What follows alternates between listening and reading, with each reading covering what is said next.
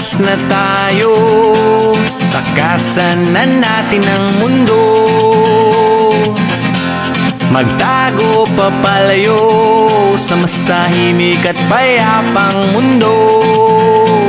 Umubulong ang hanging amihan at huni ng ibon. Dumudulog at tinatawag na tayo ng bundok.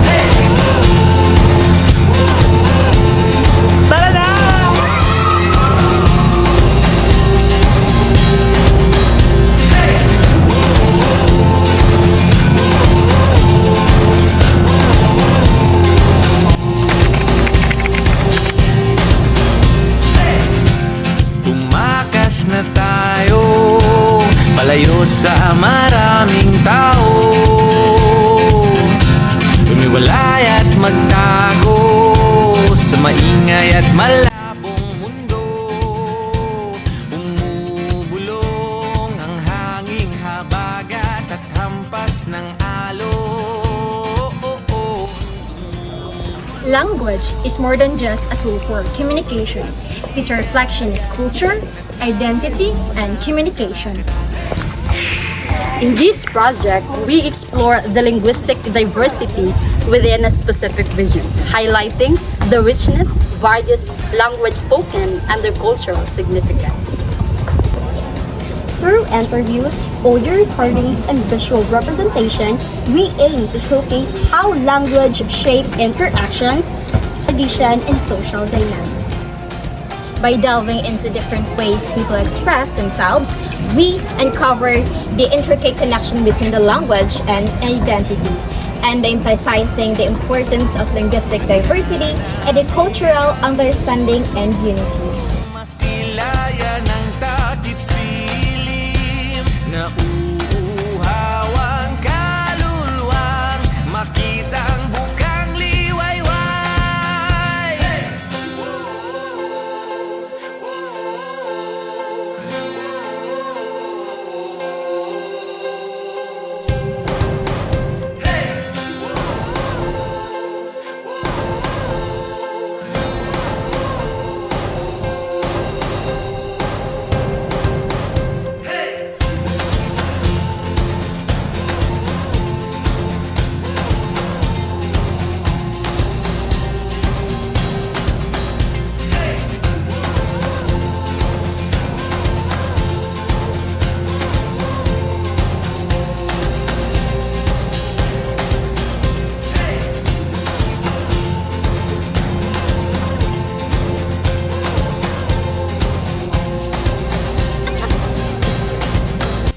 Hapon tekya. Ako di si Sherlyn Laurnal from ASCAT. So naami diri karon para mag-interview about sa project namo sa kanang Language Culture Society nga midterm na mga output. So pwede ba mo maila-ila te? Ako si Milan Inandan. Nga pala si Michael Inandan na taga Maynila. Ay pwede ba mahibalan tekya kung unsa nga dialect inyong ginagamit para mag-communicate everyday? Saksak sinagol me. Tagalog siya. Nitibo ko. Abusan nga istoryahan. Okay, so nami tulo ka question te nga i-asa inyo.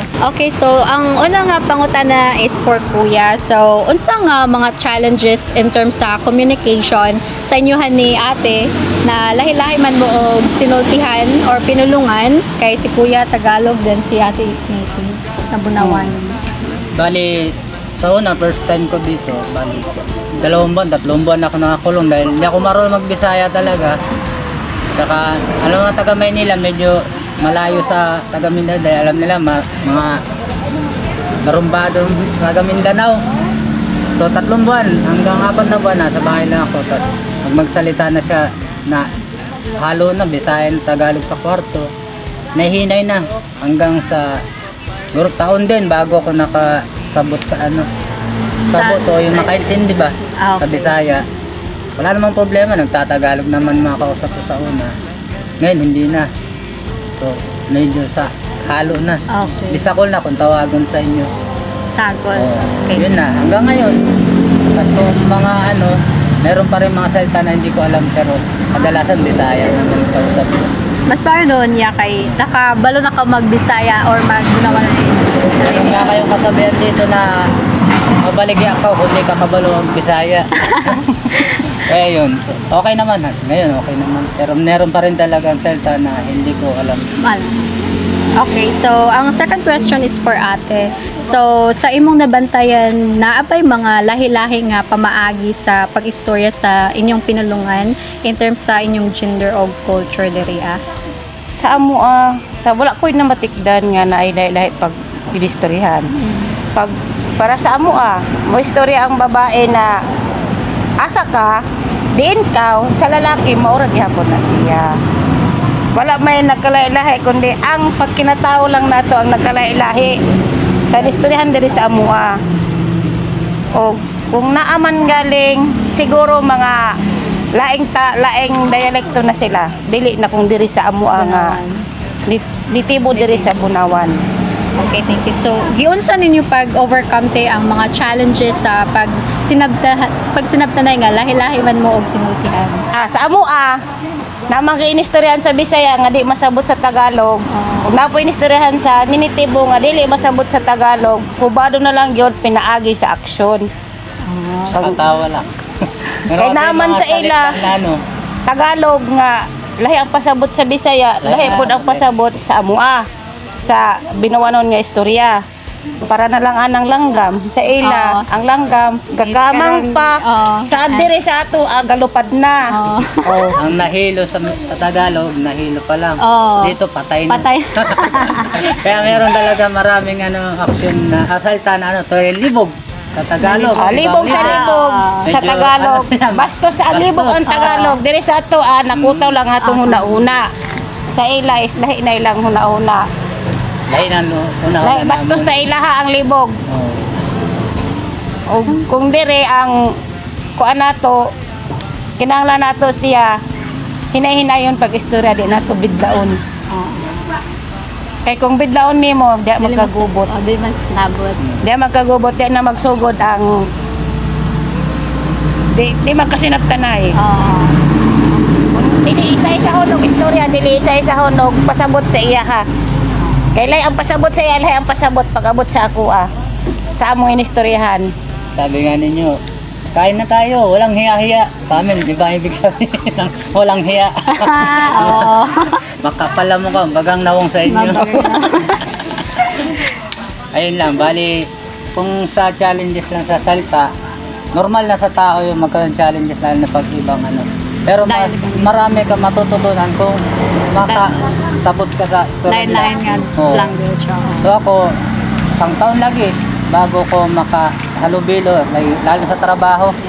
Marami po ilang sa ako pag sa trabaho dahil Tagalog, medyo maulaw minsan, kusugoon na dahil Tagalog. Kumbaga, majority yung taga-Bisaya na nagtatrabaho ahead ba? Tapos ikaw pa ilalim ka ng Tagal para lang makasabay ka sa trabaho. Pero sa ngayon, wala namang problema. Problema na lang, pera. Normal. So, thank you so much kayo sa inyong time for participating in this interview. Salamat. Okay, salamat po. Maura to? Wa na? Nabitin. Communication is a dynamic process shaped by cultural norms, personal experiences, and social structures. While gender and language influence communication styles, they do not inherently prevent individuals from understanding one another. Rather, the key to effective communication lies in open-mindedness, active listening, and the willingness to bridge differences. Based on the observation and interview we conducted in Bunawan Brook, Agusan del Sur, we can say that adaptability and cultural sensitivity is the key in multicultural societies. People often interact with speakers of different languages and backgrounds. Adaptability, such as learning key phrases in another language or adjusting speech for clarity, helps bridge communication gaps. Likewise, understanding different cultural communication norms, such as levels of formality or non-verbal gestures, fosters inclusivity. Communication beyond language. Language is a fundamental tool for expressing thoughts and emotions, but it is not the only means of communication. Non-verbal cues such as body language, facial expressions, and tone of voice play a crucial role in conveying messages. Even when people speak different languages, gestures and emotions can facilitate understanding. That's how several Bunawanons with different dialect overcome the challenges of having to live within a community that's using native Bunawanon dialect dominantly.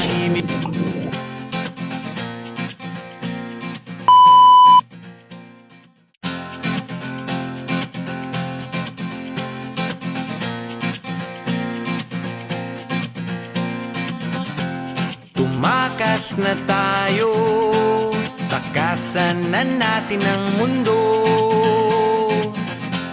Magtago papalayo sa mas tahimik at payapang mundo.